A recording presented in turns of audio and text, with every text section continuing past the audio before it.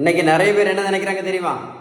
3 நேரம் வீட்டில் சாப்பிட்டா நம்ம கரெக்டாக சாப்பிட்றோம்னு நினைக்கிறாங்க. அது கண்டிப்பாக அப்படி கிடையாது. நீங்களே பார்த்துருப்பீங்க, சில லேடிஸ் வந்து ஆஃபீஸில் ஒர்க் பண்ணுவாங்க, பார்த்துருக்கீங்களா? ஆஃபீஸில் ஒர்க் பண்ணுவாங்க.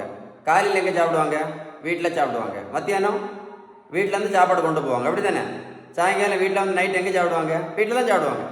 கிட்டத்தட்ட 3 நேரமும் வீட்டில் தான் சாப்பிடுவாங்க.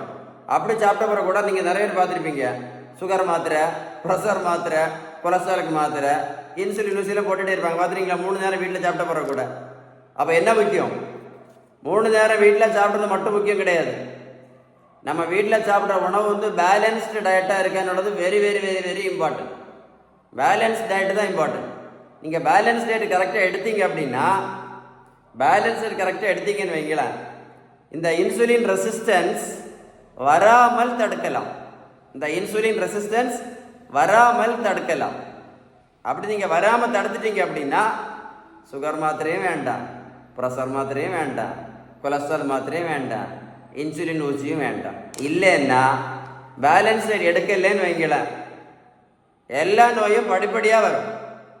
இன்னைக்கு நீங்கள் உலகத்தில் பார்த்து பாருங்கள், எந்த வீட்டில் பார்த்தாலும் மாத்திரை பெட்டி 2 இருக்கும், இன்சுலினுக்கு தனியாக 2 பெட்டி இருக்கும், பார்த்துருக்கீங்களா?